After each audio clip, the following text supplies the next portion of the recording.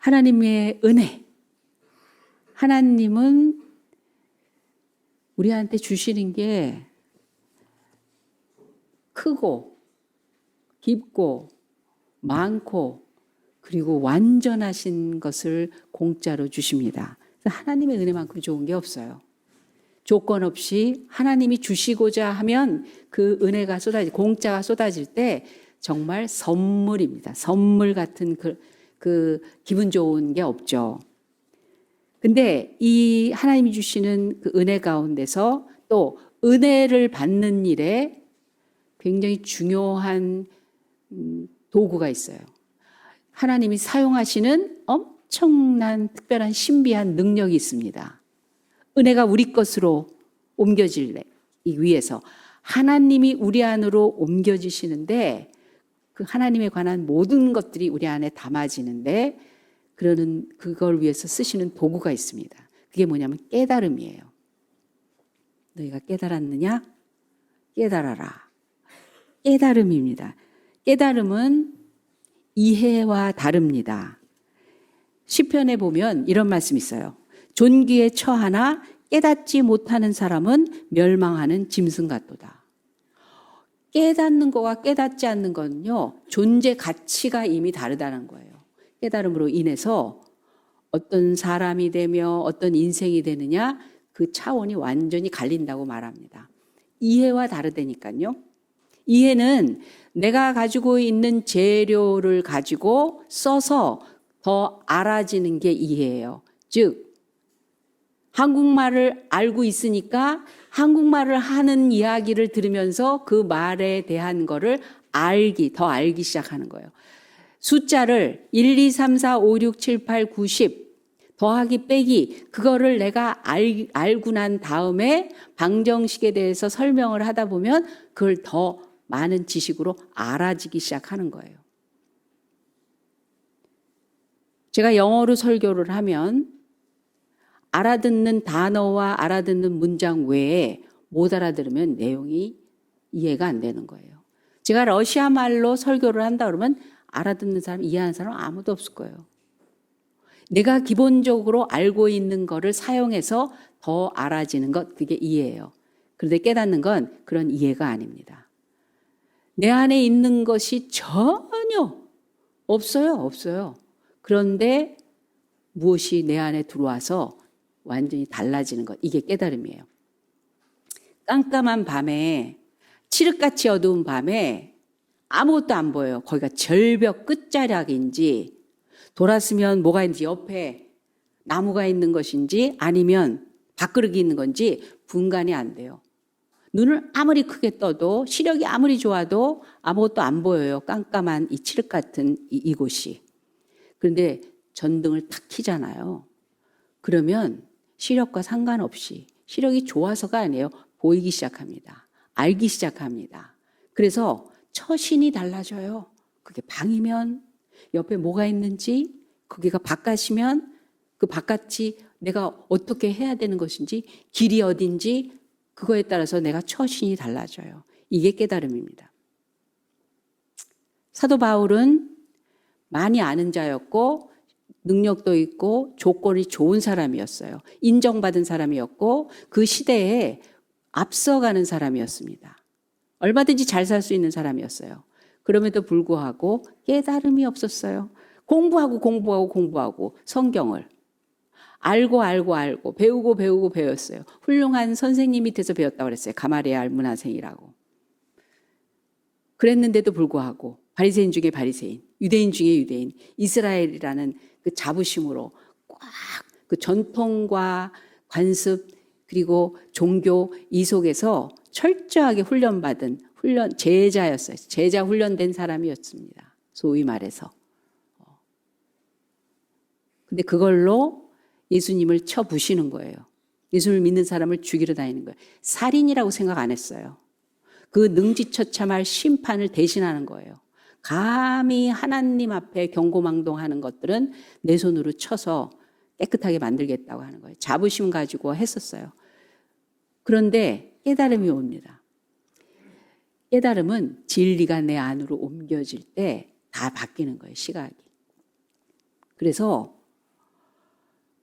감히 예수님을, 성경은 그 예수님 메시아 되심을 정확하게 알 수 있도록 그 많은 세월 동안에 그 많은 사람을 통해서 그 많은 말씀으로 계속 그 정말 이정표를 가지고 손가락을 딱 지목해서 이분이다, 이분이다, 이분이다, 이분이 이렇게 오실 것이다 그렇게 말씀해 주셨는데도 그분을 딱 보고 저딴 게 무슨 예수님 구세주야, 저런 걸 따라다니고 하나님의 아들이라고 하는 것들은 다 죽여버려야 돼, 이렇게 생각하고 얼마나 많은 사람들한테 피해를 줬을까요? 얼마나 많은 가족들에게 고통을 줬을까요? 돌아보니까 제가 정말 죄인 중에 괴수, 하나님의 은혜 아니면 도저히 두 발을 땅에 딛고 설 수 없는 그런 존재라는 걸, 그렇게 자랑거리가 많았다고 생각했었는데 깨달음이 오고 나니까 그렇게 달라지는 거예요. 처신이 달라집니다. 삶이 달라집니다. 말이 달라지는 거예요. 선택과 결정이 달라지는 거예요. 이게 깨달음입니다. 계시록에 보면 교회들에게 말씀하실 때 귀 있는 자는 성령이 교회들에게 하시는 말씀을 들을지어다 그랬어요. 귀, 영의 귀, 그 깨달음 있는 자들만 하나님의 진리를 받아들일 수 있는 거예요. 그것조차도 우리의 재능으로 가능한 게 아니죠.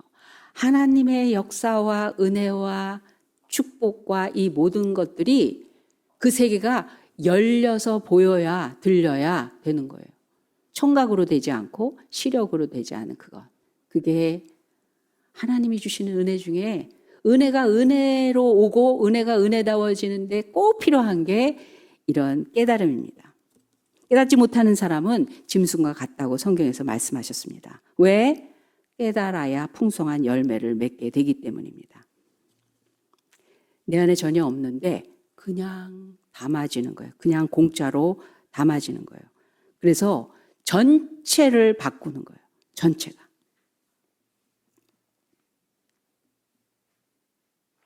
오늘 다윗의 말씀을 통해서 우리에게 하나님께서 은혜를 주시면서 결과적으로 얼마나 신비로운 삶으로 우리를 인도하시는가. 우리의 신앙은 신비가 반드시 그 현상으로, 그 결과로, 그 열매로 나타나게 되어 있음을 우리는 오늘 확인할 수 있습니다. 다윗이 왕이 되었습니다. 하나님에 의해서 왕이 됐는데 그렇게까지는 깨닫지 못했던 것 같아요. 다윗도 처음에. 워낙이 하나님을 믿고 알고 하나님한테 그 힘을 받아서 살았던 사람입니다. 그럼에도 불구하고 자기가 왕이 되자 꿈을 가지고 있었어요.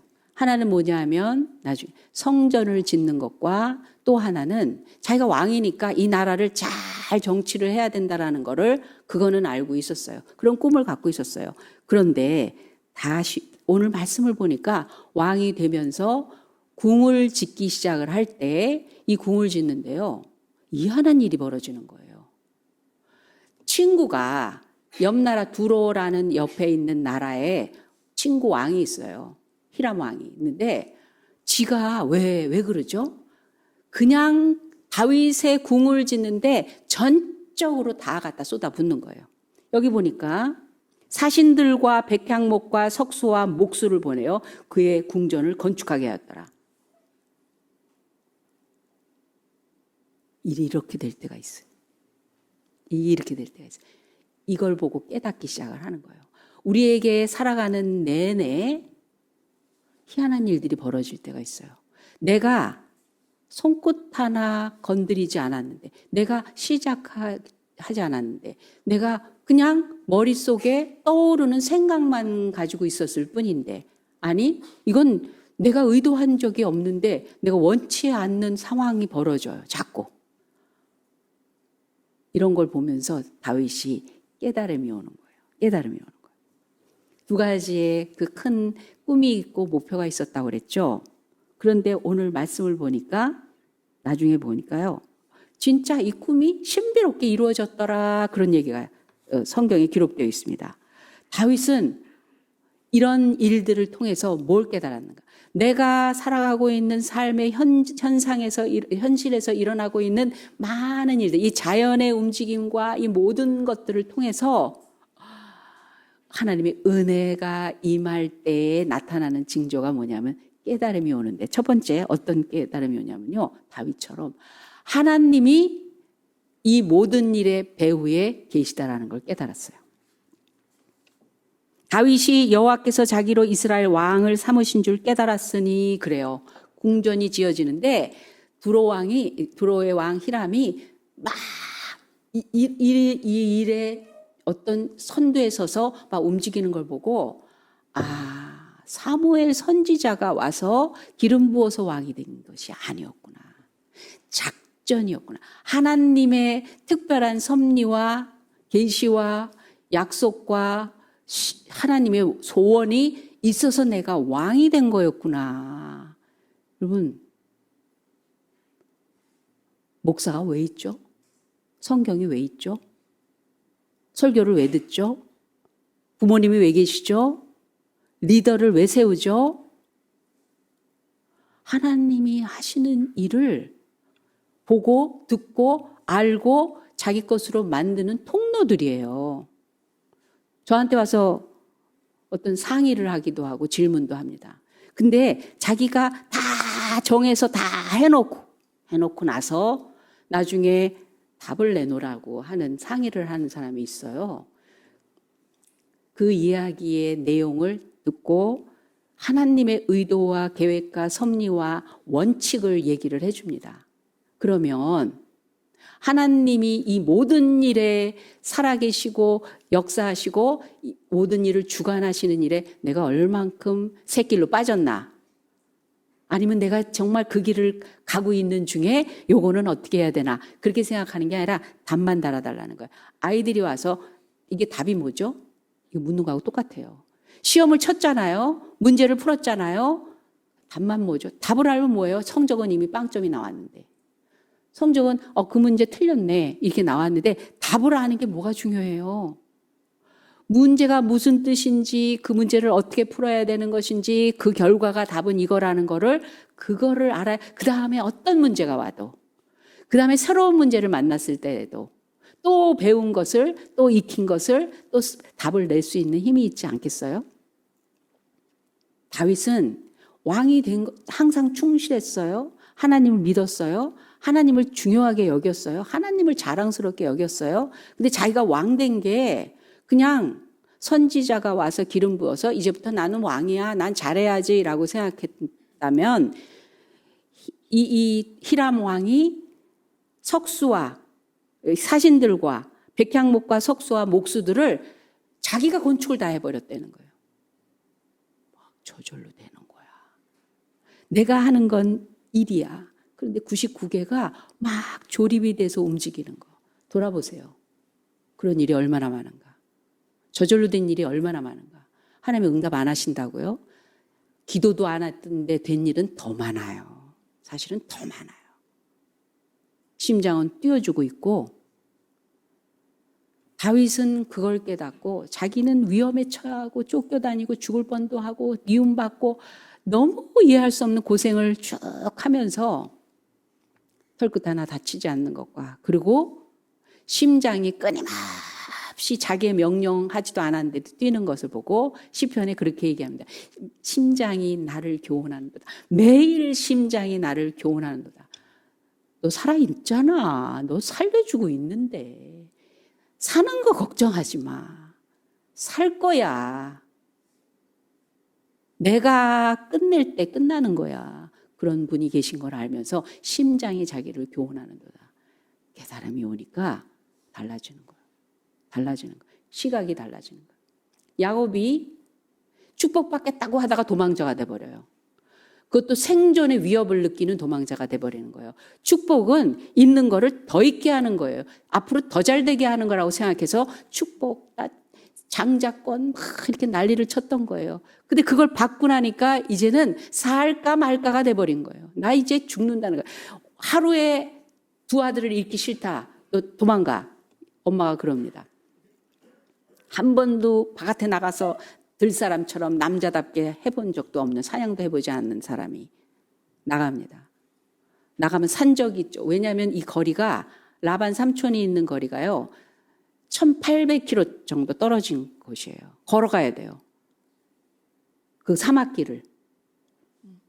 식량을 마차에다 끌고 가는 것도 아니고 어떻게 될지 몰라요.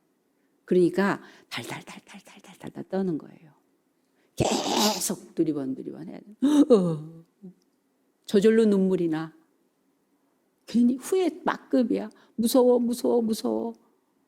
살려주세요. 그렇지만 확신이 없어. 그러다가 쪼그리고 자는 거예요. 돌 베개를 하고 잠을 잡니다. 그런데 그때 하늘과 이 땅을 이어가는 사다리, 거기에 천사가 오르락 내리락 하며 공급이 있는 걸 봤어요. 연결이 된 걸 봤어요. 하나님의 이렇게 보시는 손을 봤어요. 그런 푸근한 따뜻함을, 춥지 않아요. 따뜻함을 느꼈어요. 깨달음이 온 거예요. 그때부터 달라요, 야곱은. 여기가 하나님이 계신 곳이었구나. 하나님이 나 이 모든 일에 되어진 거에 하나님은 알고 계시고, 하나님은 나랑 같이 가고 계시고, 하나님이 나한테 지금 뭔가를 하고 계시는구나.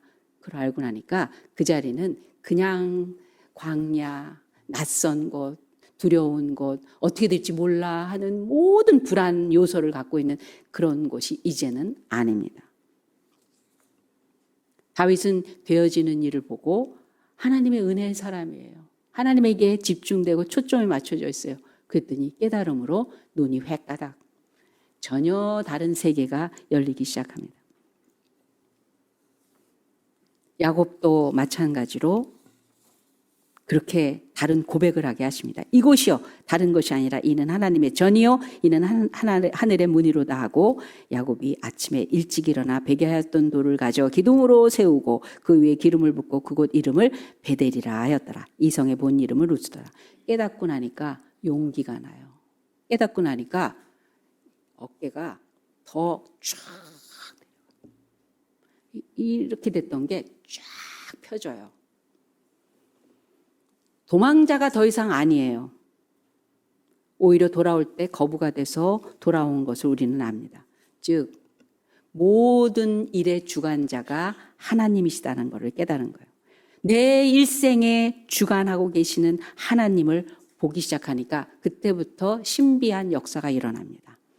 하나님이 나를 왕으로 삼으셨다는 걸 깨닫는 순간 그냥 나더러 왕하래가 아니라 하나님이 나를 왕으로 이루시려고, 그래서 그때 그랬고, 그래서 그때 그랬고, 그래서 그날 그런 일이 있었고, 그 사람이 그때 나타난, 모든 게 그거와 연결돼서 조립이 되기 시작하는 거예요. 그랬더니 하나님에 대한 충성으로 바뀌기 시작하는 거예요. 하나님한테.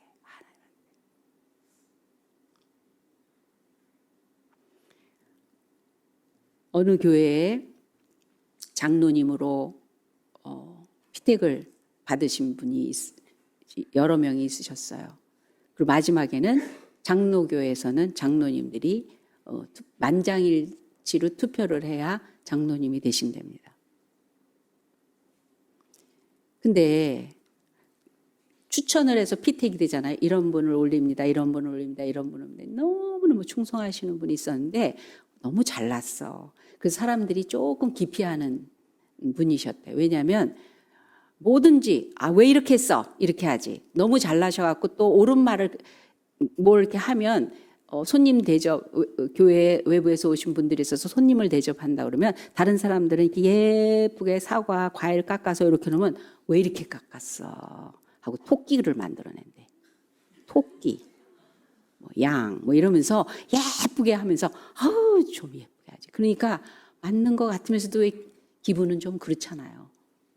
그런 분이 있었대요. 너무 충성하시는데. 근데 사람들이 좀 안 좋아하고 거부하고 그러니까 이분으로 보면 다른 분들 못지않게 정말 교회나 하나님 앞에 열심으로 하는데 그래도 택이라도 돼야지 하지 않나. 그래갖고 그 아마 담당하시는 분이 이렇게 올리셨나 봐요. 근데 이제 만장일치가 돼야 되는데 한 분도 예스를 안 한 거예요. 그러니까 만약에 장로님이 10명이면 10명이 그분한테는 투표를 안 한 거예요. 그래도 몇 표는 나와야 돼. 만장일치가 아니면 아니지만 몇 표는 나와야 되잖아요. 목사님은 당회장이니까 그분 교회 그 교회의 당회장이시니까 그래서 그래도 그분 충성한데 실망하실까 봐 목사님이 이렇게 오케이로 투표를 하셨대요. 그거는 비밀 투표거든요. 그래서 이제 이렇게 공개를 이렇게 하니까 한 표 나왔다에 장로님들이 다 놀라신 거예요. 누가 찍었냐. 그래 그 비밀 투표인데 끝나고 나서 커피숍에 가갖고 네가 찍었냐? 네가 찍었냐? 네가 찍었냐? 네가 아무도 안 찍었다. 목사님이 찍었구나. 알아낸 거예요. 그래서 퍼지기 전에 목사님 찍었대. 목사님 찍었대. 목사님 찍었대. 교인들이 어머 목사님도 직업 훌륭한 사람 좋아하나 봐. 박사 좋아하는 것 같아. 그분이 뭐라고 세상에서 좀 지위 있다고 또 목사님 또 괜히 찍어주셨대. 그러니까 사모님도 그러시더래요. 아유, 당신 왜 찍었어? 당신 왜 찍었어? 이런 얘기를 하더래요. 그래서 괜히 욕먹고 왜 그래? 그래서 나중에 조용할 때 사모님한테 이래 해서 그분 얼마나 실망하겠어. 그래도 교회 열심히 충성했는데 나라도 찍어야 되지 않았겠어. 그랬대요. 이게 소문이 퍼지니까 그분은 다 안 찍었는데 목사님이 찍었다라는 거를 깨닫고 나서 알았어요 목사님 와서 그러더래요. 알았어요 목사님. 전 이제 이 교회와 목사님을 위해서 충성하겠습니다. 왜? 목사님만은 저를 알아주시니까. 여러분 사람한테 깨달음이 와도 이렇게 충성하는데 하나님이 자기를 왕으로 뽑아주었다는데 어떻게 충성을 안 해? 알았어요 하나님. 왜? 다윗은 자기 알거든요. 집에서도 얼마나 연약한 마지막째 아들이 얼마나 인정받지 못하는 초라한 어떻게 보면 너무 어린애로만 취급받았던 그런 자아상이 있었는데 그런데 저를 왜 하나님이 왕으로 삼으셨을까? 이제 내가 할 일은 여러분 저는 언제든지 고민이 뭐가 있냐면 나는 적합하지 않아 그러는데 하고 있는 거예요. 아세요? 내가 이걸 어떻게 시작부터 그랬어요. 하나님 제가 어떻게 목사를 해요? 시끄러. 넌 하려는 대로 해. 네가 하려고 하지 마. 내가 할 거니까 너는 그냥 하기만 해. 저는 항상 그걸 느끼고 있어요. 제가 여러분한테 섰을 때 똑바로 해 막 이러면서 진짜 잘나서 하는 것처럼 보일지 모르겠어요. 그렇게는 생각 안 하시겠지만. 그런데 하는 거예요. 어떻게 나한테 하나님이 이렇게 하시지? 이게 뭔데? 제일 두렵습니다.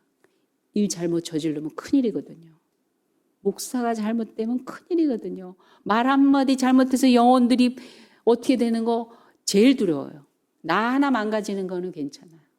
괜찮지는 않지만 그래도 괜찮아.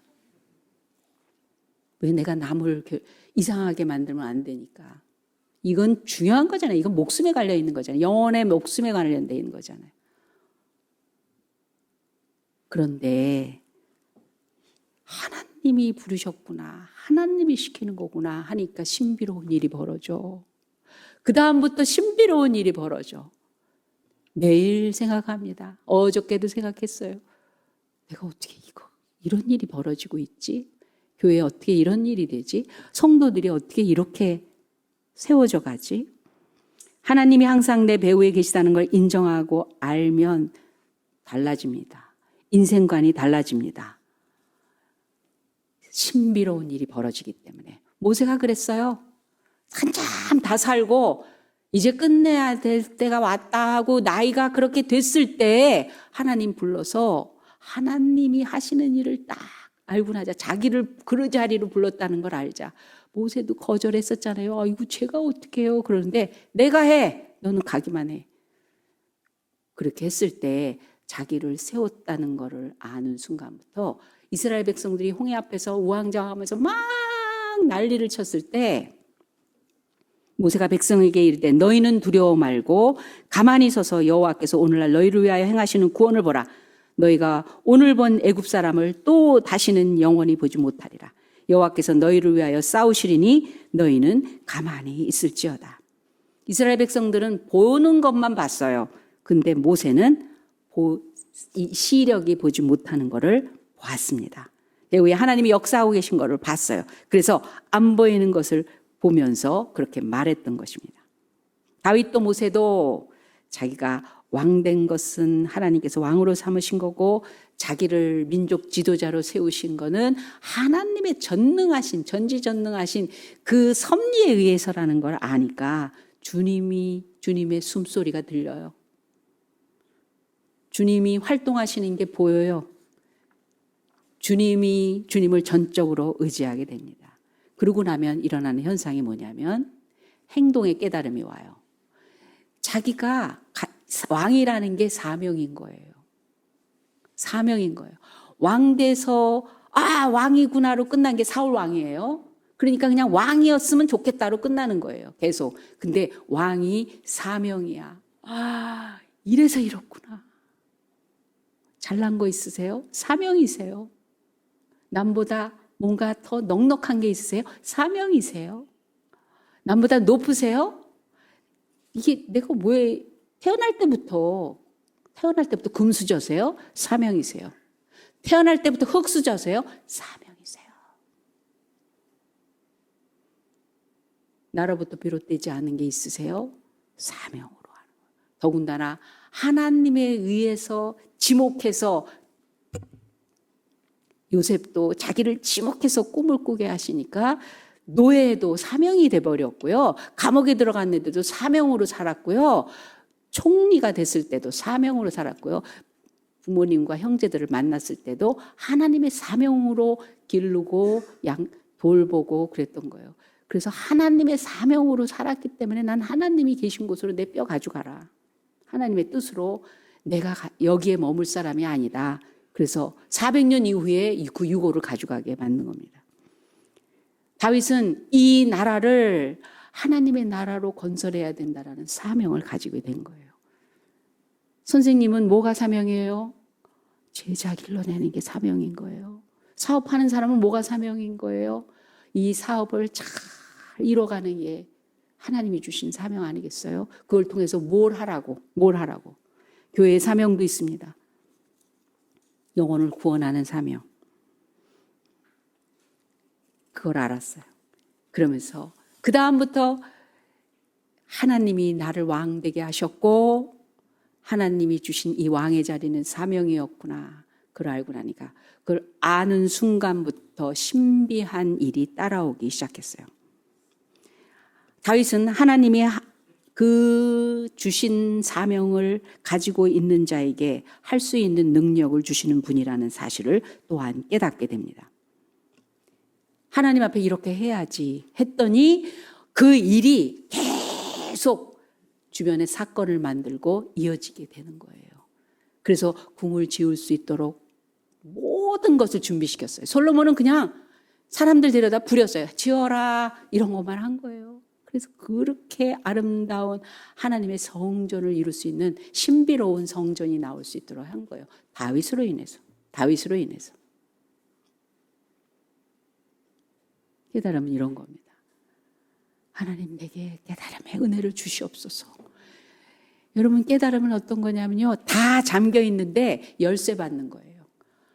그 문이 몇 미터짜리 무슨 쇠로 만든 금고라고 한들 열쇠만 있으면 되잖아요. 그 키 번호만 알면 되잖아요. 깨달음은 그런 거예요. 그래서 열려요. 세계가 열려요. 지혜가 열려요. 방법이 열려요. 의미가 열려요. 뜻이 열려요. 의욕이, 열정이 열리기 시작합니다. 하나님 앞에 그렇게 되면. 야곱도 두려워하지 않고 갈 수 있었어요. 모세도 담대하게 200만을 끌고 그 먼 거리를 40년을 도울 수가 있었어요. 지치지도 않고 눈이 침체하지도 않고 늙지도 않고 건너가고 싶은데 하나님이 오라고 해서 못 건너간 거지. 2번이나 간절하게 호소하면서 저 가게 해주세요. 가게 해주세요. 늙으면 꿈이 없다고요? 나이가 들면 더 이상 되는 게 없다고요? 아니라니까요. 깨닫는 자에게 그 다음에 따라오는 신비함이 있습니다. 교회는 깨달음의 보고예요. 하나님의 문이 활짝활짝 열리는 보고예요. 나 어떻게 살아야 되는가? 그 문이 열리게 될 겁니다. 무엇을 해야 되는가? 열릴 겁니다. 나는 누구인가? 뭘로 함께 가야 되는가? 어떻게 돼야 되는가? 방법이든 뭐든 하나님이 열어주시는 보고가 되도록 하나님이 세우신 게 교회입니다. 여러분, 깨달음의 은혜로 신비한 하나님의 세계를 삶 속에, 개인의 그 모든 인생 속에, 그리고 내가 갖고 있는 환경 속에, 계획과 꿈과 뜻 속에 하나님께서 펼쳐가시는 것을 경험하시는 그 믿음이 되시기를 예수님의 이름으로 축원합니다. 기도하겠습니다. 하나님 아버지 감사합니다. 다윗이 깨닫고 다윗이 알게 됐던 그 은혜를 원합니다. 하나님의 세계로 활짝 그 시야가 열리게 하시고 바울의 눈에 비늘이 벗겨져서 하나님의 섭리와 하나님의 부르신 사명을 알고 그 즉시로 그렇게 살았던 그 믿음 저희들에게 오늘 이 시간 앞으로 내내 주실 것을 기대하며 바라며 간구합니다. 주님, 깨달음의 은혜로 그 믿음 갖고 살게 하여 주시옵소서. 감사하며 예수님의 이름으로 기도합니다. 아멘. 지금은 우리 구주 예수 그리스도의 은혜와 살아계신 하나님 아버지의 극진하신 사랑 많으심과 성령 하나님의 감화 감동 역사하심이 내 눈으로, 내 귀로, 내 마음으로, 내 실력으로, 내 조건으로 열심이 아니라 하나님이 열어주시는 믿음의 눈으로, 하나님이 보게 하시는, 느끼게 하시는 그 깨달음의 그 세계로 그 믿음으로 살고 그 믿음 가지고 사명 감당하기로 작정한 우리 새롬교회 성도들과 그 가정과 하는 일 위해 지금부터 영원까지 함께 하실지어다. 아멘.